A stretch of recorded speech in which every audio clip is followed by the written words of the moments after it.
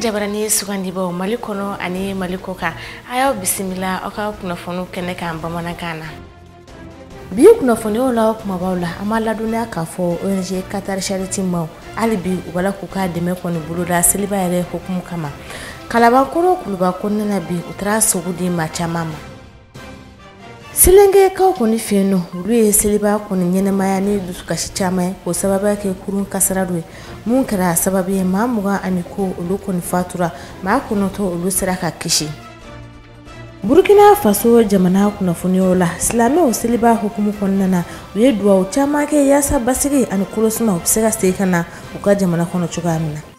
Nini tunye kunafoni la kuma boye wala chama ameno buluda aye mulu kashu na yasa bela jele mesega family chama koni soro nige kanye muga hale kontemna ni milite bisaba juro ko feno arajo chendu ko konnana oni che anka kunafoni charlila kata jien fanta annani bela jele mfe ka benizul hija kalo ere kleta ani fly ejira samba kile kemenani ani binan nifla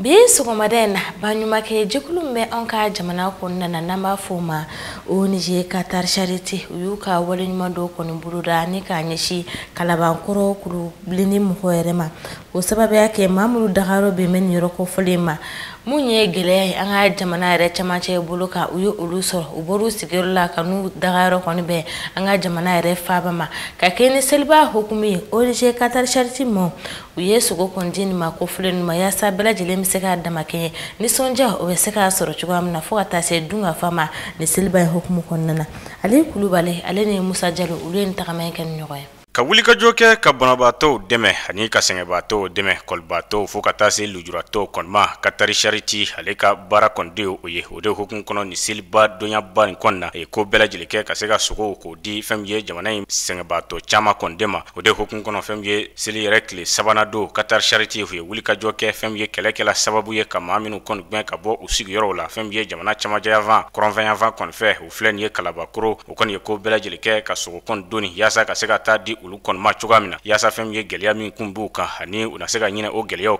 femye nisoja unasega na femye o fana nyedala te femye skalo dama temele ko fe ni umadumuni nyama yere soro ka dun folo halbi ambe selba hukum konnana be selba kalo te tan frena ye aye bagando fagano ye bagam biduriye kanana ye kalabankoro e refuse do be anno donc aye jatimina ke mo kemen biduru ko amina sogo do duma wala sawga sega uyere nafanay nunu ye mo ye minum boro nor la kana yanno jiga tu ye funakra Allah subhanahu wa ta'ala ani mo minum bu dema kula dondoni anya jatimina ke kana do duma ulu fanaka fayda sorom femye Qatar Charity yasa o kasega femye ni ma ko folo nun kon ye ka jiraka ka ye ka foko geleya bi o kon ka femye je kulu dobe ni uba wele ko association dental kalabankoro pulu kon ye wuli ka jode ke ka femye kasega Qatar Charity kasega o kon no tama chugamna o de hokun kon o kon ye ful bata ka nyeshin Qatar Charity kon ma ka jiraka fo o ye la nyini min ke o kon fe o yo o la nyinu bela jele kon bo o sra kon fe o ka ful bu ye ka da o ka o ye ay la nyini min ke ka se Qatar Charity ma abe bora sirafe parce qu'il y a un déplacé identifié maintenant une correspondance qui a gagné ces 4 saritima a soro ayere kuntu ka programme na ulu yere ya nyini avec leur bailleur pour que ça ka une réponse d'urgence pour répondre à la réponse d'urgence et au sera ko odeke bi c'est litle savana kanani saga kanadi mogonuma o ka seka ulu fana et ka zoa avec leur famille et leurs enfants. Donc, comme c'est quand même faudra Qatar Charity, nous sommes des vrais partenaires désormais. Parce que ni sera mogomima watmine kamana ganendo, na y répond favorablement. Ikalanini aya la sabati. Je pense que partenaire wereti bolo katemaka. Amba ñu lu yere fait et continuellement pour vraiment appuyer ces gens-là. Kaseka ukala ñinu sabati, kaseka la condition ñanama. Yani Qatar Charity akaka bagon fa ka sogo di mawkon maka dun abiko bela jile kon de ke fem ye kenya tigla mawbil la nyini mnu ke bagan nyana ka sega akon segezege afale yara kofe ka sega akon segezege jira la ka fo fem ye Qatar Charity huluka bagon ko o kon biteme ni sra bela jile kon fe wa bana kele o kon te kay soro fem ye Qatar Charity aka fem ye bagan na taw konna nya jatemine doge Qatar mo ka barak tabulula bon o ndiya kosɛbɛ parce que mɔgɔ caman bɛ sogo yɛrɛ faga yan k'a dun a ma lajɛ alors que sogo kan ka lajɛ sira fila de fɛ bagan ɲɛnama bɛ lajɛ ne bana t'a la a fagalen kɔ a bɛ lajɛ bon a ɲɛnama i bɛ se ka bana dɔw ye a ɲɛnama n'a fagara i tɛ se k'o banaw faamu kosɛbɛ i t'u ye donc o bana in u b'a fɔ ma ko jangɔn n'an b'a fɔ ma tétanos ani wulufa n'an b'a fɔ ko rage wulu ka fa a bɛ se ka saga yɛrɛ fana minɛ donc ani farikolo bana ninnu maɲa ninnu ni fɛn ninnu bon bɛɛ bɛ se ka bagan minɛ ou bien bagan su yɛrɛ tuma dɔ bagan su yɛrɛ bɛ se ka na bagan fɛ donc n'aw y'aw lajɛ ka sɔrɔ u ma faga aw b'o bɛɛ dɔn baganw na bon katasariti y'an wele k'an ka taa u ka baganw lajɛ u ɲɛnama donc fɛn o fɛn bɛ yen n'a man ɲi an k'olu sen bɔ a la parce que hali diinɛ ta sira fɛ n'i bɛ fɛn di mɔgɔ ma a ka kɛ fɛn ɲuman ye min ka di e yɛrɛ ye donc an ye baara kɛ ni o de ye procédure bannen sisan an bɛ phase min na o de ye bagan fagalen kɔ k'a sogo lajɛ donc an ye sogo sɛgɛsɛgɛli daminɛ nin y'a tile sabanan ye bon hali bi fɛn gɛlɛnman ye sogow la min y'an dusu kasi parce que bi sɔgɔmada in na biɲɛ kelen minɛ na o bana min bɛ biɲɛ in na an b'a fɔ o ma ko dystomatose o ye tumu dɔ de ye a bɛ biɲɛ minɛ donc mais o tumu in ka kɔlɔlɔ man jugu kosɛbɛ a kɔni bɛ se n'a juguyara biɲɛ ma a bɛ biɲɛ bɛɛ tiɲɛ a tɛ se ka dun baganw mana faga ka ban ka sago kɔni duni ka taa di mɔgɔw kɔni ma o sen fɛ banakisɛ dɔ na se ka o kɔni sɔrɔ o de hukumu kɔnɔ katari chariti yaasa ka se ka sogo ninnu bɛɛ lajɛlen kɔni kisi o banakisɛ kɔni ma mobiliba kɔni bɛ u bolo u bi sogo ninnu kɔni duni o kɔnɔ yaasa ka se k'a lase a sebaw kɔni ma cogoya min na hali ni sogo lajɛra n'a ka ɲi mais n'a bilala bolo kan min tɛ bolo saniyalen ye sogo bɛ kɛ sogo tiɲɛnen ye parce que an bolo ninnu nɔgɔlen don u bɛ don minɛn min kɔnɔ ka taa o minɛnw nɔgɔlen don ka taa ni sotarama bɛɛ y'a ye mɔgɔw y'a fɔ an ye ka dɛsɛ ko vraiment transport man d'olu ye parce que a yeɲɛna yɛrɛ man ɲi senw dɛrɛlen bɛ sogo kan ni fɛn bon sogo dun ye fɛn dɔ ye a bɛ banakisɛ sama de ale ka teli banakisɛ samanen fɛ kosɛbɛ donc n'i ye bolo nɔgɔ da sogo kan hali n'a lajɛra ka ɲɛ o ye fu de ye camion frigorifique b'an bolo yan donc sogo bɛ taa condition ɲɛnama na fo ka taa se a dibagaw ma Association Dental de Kalabakoro olu kɔni ye welewelekan kɔni da ka ɲɛsin maliden bɛɛ lajɛlen ma jamana ɲɛmaaw ani fɛn ye maa maa bɛ n'i bolo b'i kɔsɔrɔ fɛn ye ko bɛɛ lajɛlen ka wuli ka jɔ kɛ ka se ka fɛn ye nin maa kofɔlɔ ninnu k'o dɛmɛ yaasa ka se k'o bɔ ni gɛlɛya kɔnɔ. Welewelekan min bɛ ne bolo ne bɛ fɛ maliyɛn cɛ n'a muso u kana siti la ka u ɲɛ da déplacer ninnu kan u nana u na kuma ma mɛn u ka n'u boloma dɛmɛ dɔrɔmɛ kelen man ca ba kelen man dɔgɔ vraiment u bɛ degun bɛɛ la yan u ka n'u boloma dɛmɛ u ka n'u ɲɛ da u kan u ka n'u boloma dɛmɛ. Maa minnu fana ye sogo in kɔni sɔrɔ olu kɔni y'a jira k'a fɔ ko sogo sɔrɔ la o kɔni ye nisɔndiyako ye nka u bɛ min kɔni ɲini malidenw bɛɛ lajɛlen fɛ u ka olu kɔni dɛmɛ siyɔrɔ ko la fo ka taa se dumuniko kɔni ma nka u nisɔndiyalen don u bɛ foli lase Katari Charity mɔgɔw kɔni ma kosɛbɛ. Sogo in na la y'a nisɔndiya ka fa k'a dan tɛmɛ parce que nin b'a jira maliyɛn bɛ u mago b'u faso la mais mun fɔ ye halisa u k'u jija a dɛmɛ na halisa mɔgɔ dɔw bɛ yen so t'u bolo dɛ sogo y'a nisɔndiya mais a gɛlɛman yɛrɛ de balo ani so t'an bolo dɛ so t'an bali sa mɔgɔ saba so kelen kɔnɔ mɔgɔ saba so kelen kɔnɔ parce que o ye mun kɛ an na a diyara n ye kosɛbɛ parce que ale fana a delila ka na yan nɔ bi tɛ a delila ka na ni misi wɛrɛ yan nɔ ka d'an ma o ye ale ye Fanta Sise o ye ale ka baara de don an b'a fɔ an b'a waleɲuman don an b'a fɔ foli tɛ dan tɛ foli mun na quoi. Katari Charity ale de ye baɲumankɛ tɔn ye baɲumankɛ tɔn min ni ale kɔni tɛ tɛmɛ dugu la k'a fɔ ko fɛn ye a kɔni ka juwa o de hukumu kɔnɔ u ye wuli ka jɔ kɛ ka don maliden bɛɛ lajɛlen de tu la maa maa bɛ gɛlɛya b'i kan ka se k'i wɔɔrɔ ka bɔ cogoya min na ka fɛn ye ɲumanya k'i ye yaasa fɛn ye i na se ka ɲinɛ i ka sɛgɛn kɔni kɔ nka o kɔni y'a jira k'a fɔ don nataw la Mali kɔnɔ y'a sɛgɛn ko a kɔni na kɛ mɔgɔ kɔni ɲɛna sogo kɔni ye maa si kɔni tɛna kɛ sɛgɛnna bilen. Angere mun be no ni a bɛ kɛ an ka dalifɛnw kɔnɔ yaasa o suguya ka don angere ninnu bɛ dilan cogoya min na a bɛ se ka degun lase dugukolo ma walima angere ninnu bɛna se ka degun yɛrɛ lase an ka sɛnɛfɛnw ma wa o de kun ye enquête mun kun bilala sen ka IER mɔgɔw kɔni fɛ u y'a jira k'a fɔ angere suguya 77 o de donna an ka jamana kɔnɔ mun bɔra ko ka kana olu kɔni sɛgɛsɛgɛli boloda a bɛɛ lajɛlen kan wa tɔɔrɔba olu kɔni ma ni angere ko fɔlen na mun bɛ se ka kɛ degun ye an ka sɛnɛfɛnw ma ɲina san 2021 kɔnɔna na an ye sɛgɛsɛgɛli k'a kan an ka ɲɛmadenw fana fɛ. An ka jamana sene ko lahaliyala chake buna sombe anka jamana kono namba fama ko iyar olu kone bara do kono buluda angere wo angere de be ka duna anga jamana kono ina samba afla ani muga ani kele sene hokmu yere konnana ka jatemino buluda o angere ko fule nunka kala ge nasoro ukano lutina cheni ke anga sumama walma lutina cheni kondo anga dugu kolo yere kuna sega lu hokmu konnana munye angere shia biolo vla ani wore ore kontara iyere mauka chake buna so konnana sutiba munye ma kala ne jolewnya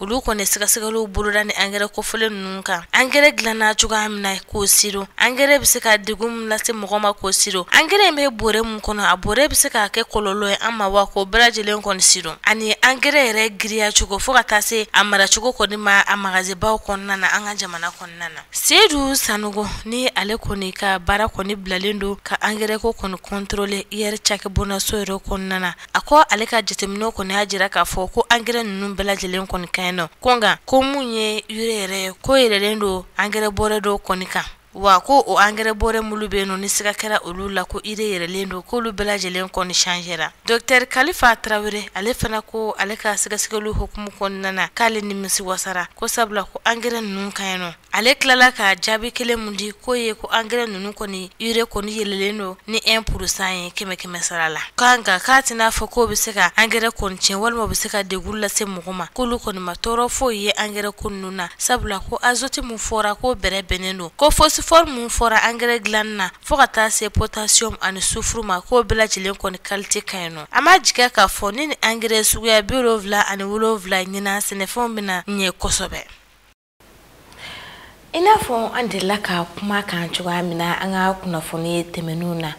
munye silima fini kere nyana duba konna na wi uniform mulu kon buluda bela jelen kon bado obeke du chama konna na anka ajimana kono ga uniform nunu yere akunye di ma do ka fola akunye bela jelen da maka ke duba kono wartiki muso ani fanta muso lu kana do jama dalaje do kon fe ka fara silba yere ka ani silftinu ne uniform nunu buluda lendo anga nyana je chama na kere nyana konyo bola fukata se batemuma o kumde konna na asta mai ga tilenta tokola ale sera anga suguba konna na ya saka fireli kala do nyininga mulu ka bara uniforme fere obe gela mulu soro ani ube bonni fininu ye yoro munani kana fere an ka jamana kono anga nyamada aka sere ofe muso ga uniforme ko koni la warale no kosbe an ga jamana konna la barsa jamado ya kene foi konte sigi ka soro uniforme yerete muso la uniforme kon kera sanga wuli dan yere an ga jamana konna la ni muso yin koni file ni ale yere nana aka seli uniforme sana ale ayira ka fo ko uniforme koni ko nyme barsa muso bela jelen kon be damakanya du yere konna la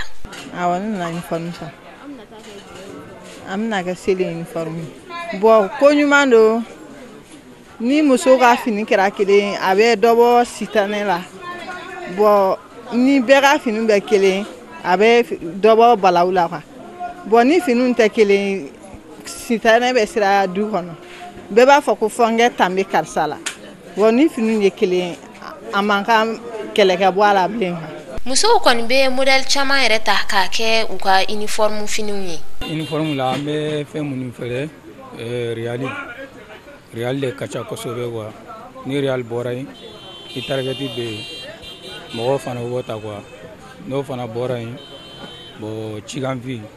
o fana beta don kwa mais toujours real le gatela mbolo kwa mo bore ta kosobe kwa bo ni real sumara kuma dora itargeti fana mo bina o fana ta uniforme la kwa dobe numa choix soro itargeti la bo ambe chiganvi ambodo yurla ni chigambi fanate invaxi o fana be mais toujours real le gatela mbolo ko sobe go muso be fin chama sa tijare imna fo reali bo wota angoro piro an deta o wachango le ta mbolo ko sobe parce que o chama ne be sega bo e fena uniforme na mo chama miso re sa uniforme uniforme fini nunu ukon be bo jamana chama konna la ninga na se an yere fi ore kon konna la anga jogo kelo fana be uniforme nunu fere songo chama una bo fini nunu be bo shin komando la abe telea komando la fana abe sumaya gwa bo ni wakati ni agatela mbolo gwa kosobe ni wakati mina amba jigi magazena donc on a rambe do bla bitigi lambe bitigi chercher après an bɛ n'a to ye sanfɛ quoi. Donc ni wagati in kɔni alhamdulillah minɛn caman b'an bolo kilaw yɛrɛ bɛ na ni wagati in na comme saliɲɛkɔrɔla dɔrɔn quoi marché ka suma an bolo dɔɔni quoi. Bon real prix a b'a daminɛ 1600 bon mɔgɔ caman b'a ta 1500 de i n'a fɔ 750 dɔw bɛ na u b'a fɔ k'olu bɛ taa fɛɛrɛ de u b'a ta 750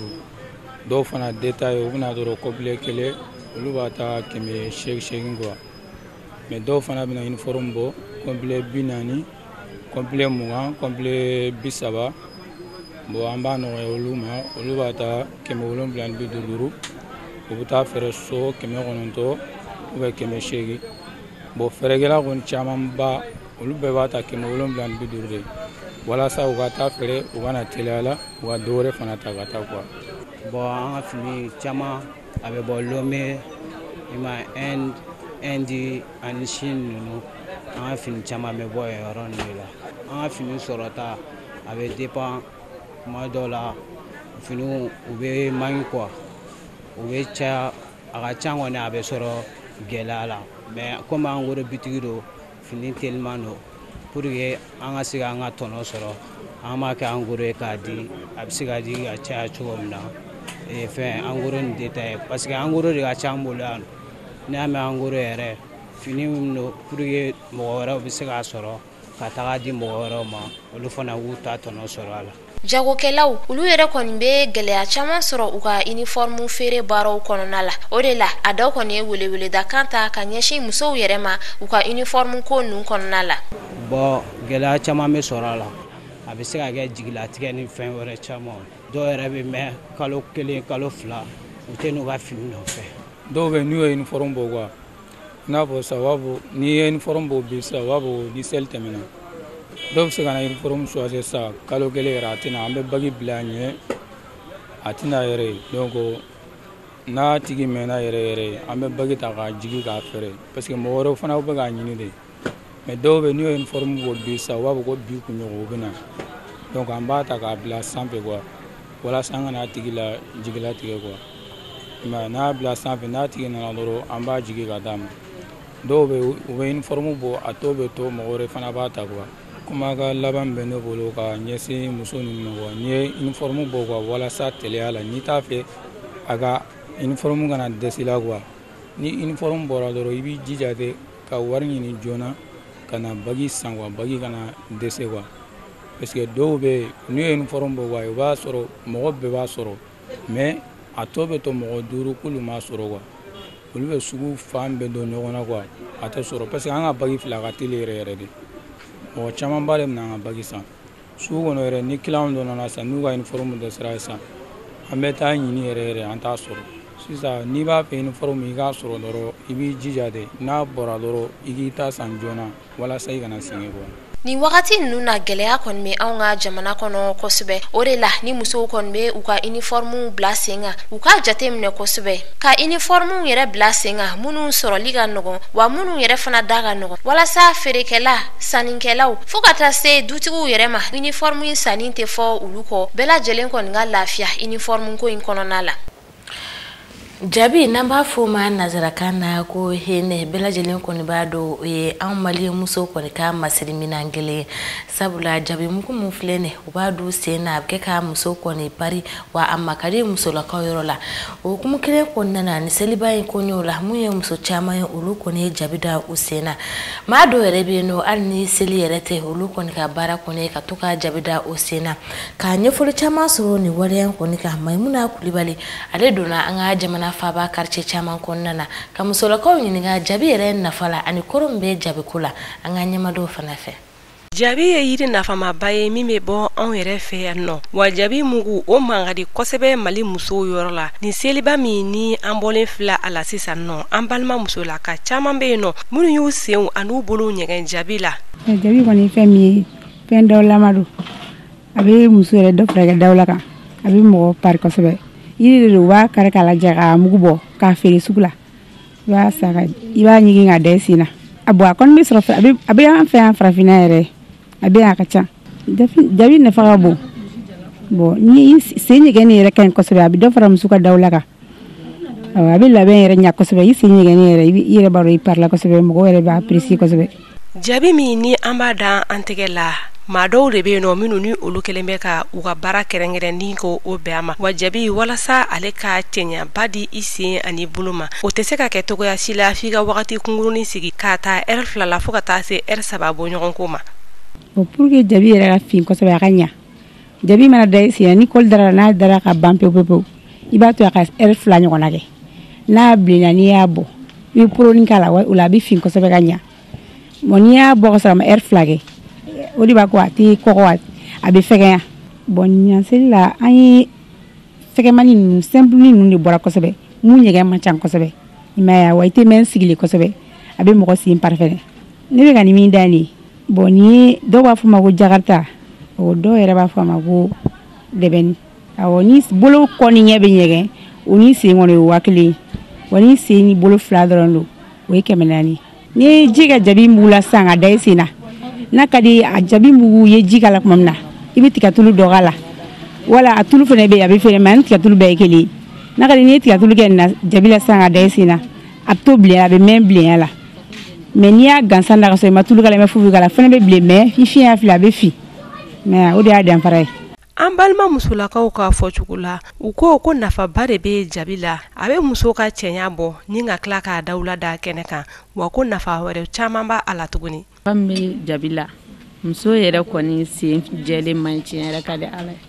muso kan k'i to k'i sen fili i sen man ka wɔrɔ pewu. Ayiwa jaabi nafa tɛ se ka fɔ ka s'a dan na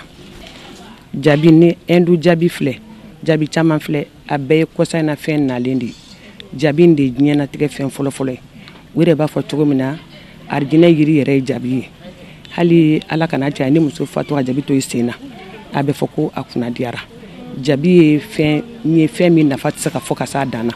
ni bi tɛ muso yɛrɛ furulen ani muso ma furu o tun bɛ dɔ jaabi de fɛ ni muso tun furula jaabi bɛ da i sen na donc ni jaabi yɛrɛ yɛrɛ i sen na a bɛ mɔgɔbaya yɛrɛ ko fɔ a bɛ danbetigiya ko fɔ o b'a fɔ karisa ye muso sanuman ye a ye o jaabi b'a sen na i bɛ danfara bɛ don i ni muso tɔw cɛ quoi. Maa minnu ni olu bɛ jaabi da kɛrɛnkɛrɛnnenya la farafin jaabi dabagaw ani elu jaabi dabagaw olu y'a jira k'a fɔ ko ni jaabi fila ni ɲɔgɔn cɛ ko danfara dɔɔni bɛ u ni ɲɔgɔn cɛ. Bon n y'a kɛ elu jaabi ye parce que n senna ka teli teriya de bɛ n bila la et puis dessin dɔw bɛ yen i komi a y'a fɔ cogoya min na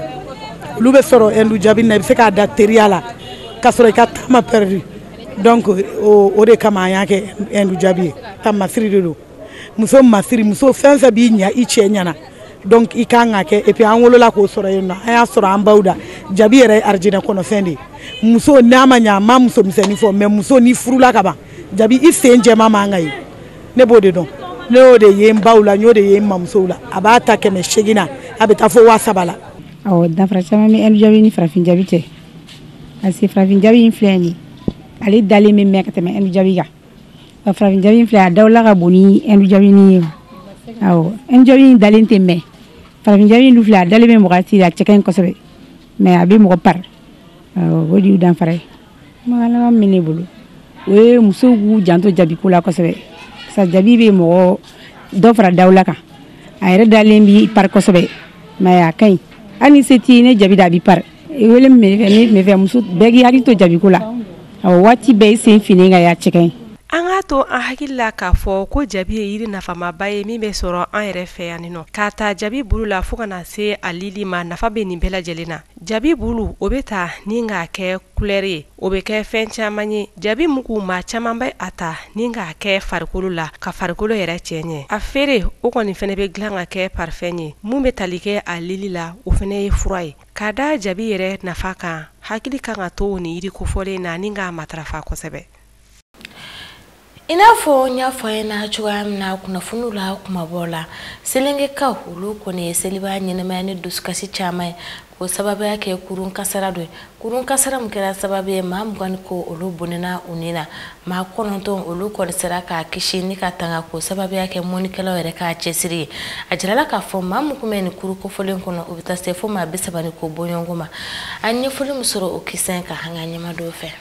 Silenge kofi no ka komini mbeno na be fama ko baya adu mbeno na be fama ko dala koroba mun kone kuru kasara do o wale ala eno teneshu ni ka duguje tratala no berani selere doin ni kuru kasara en sur la mun fe ko mun de jiri kuruba do ale konu kume jikono kurun tara fara okuna kurun farale okuna kara yerere mogo chama koni be osangani na ulu koni sirana u hawjara chama yere fli jikon nana o kara sababi mamuga ani sababu yongo ulu koni bonena unina ma kono to bonyongo munye moni kela ye ulu sadaka ulu labo jila munye ma bisaba bonyongo ye ulu koni banana kosobe utranu ye kena so konna ni wala mulu koni kele flene kabeni seliba yere akuna fone ajolo kondira magata jayere fe ni ale baya yere meri adira kuna fondisra mun fe ori radio mikado fm akoni atani ka lage ko kurun ko fele mu yere fle kama doji jugoro wa mabinjila ko ne kasara embera jelen ko ni sora aramadu yere ka sirare kama akoni ashin fule ni kasara modeli ko ni kake uluka ji sanfe janwo katase ma fatu tama mutara jofo ma muga ani sabala alaka hina bamatola alibi alaka kishin tangake ninde be ansense kata farafina jen fanto kibaro fe mumina wala ashta turefe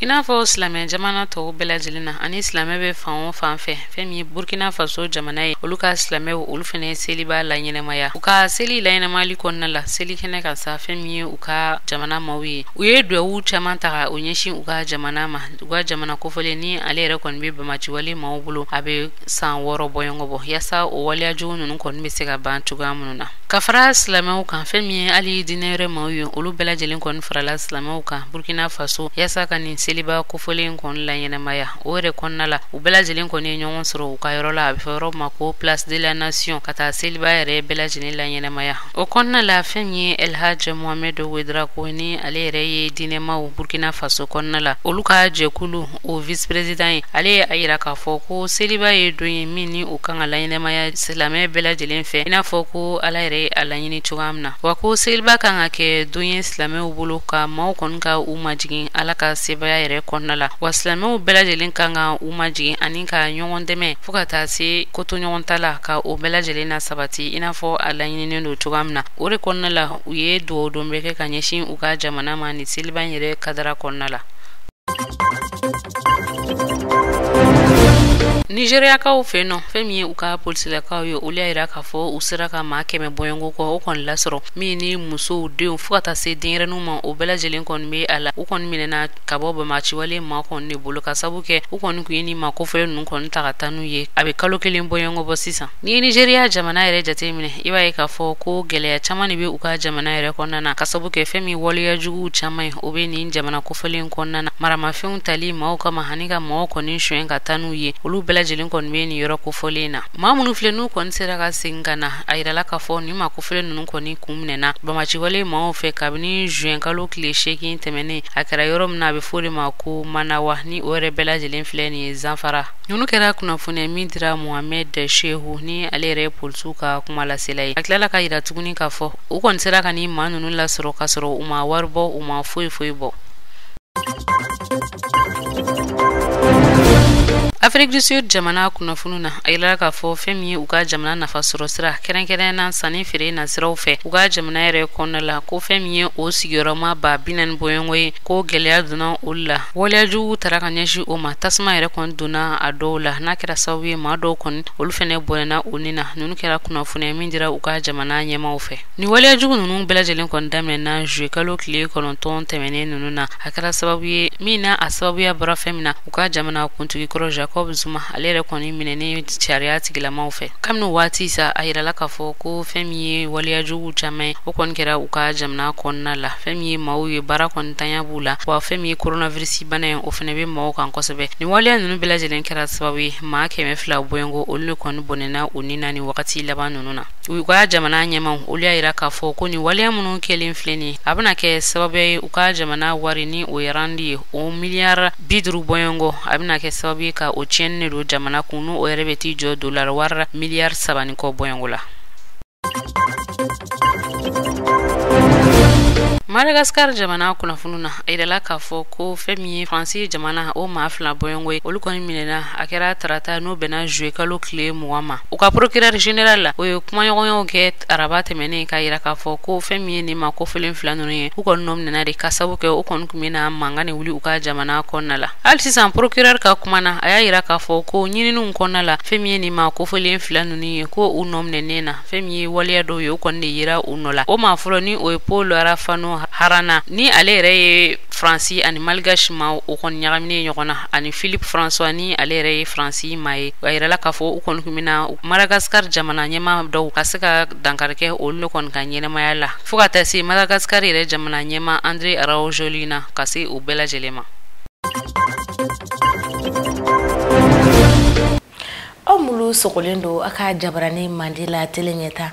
amba foyena ko ni be dansiki shuna kuna fonni wura lika amba manakana ame alaw taladele alibi aka garze nyumandama o kame doere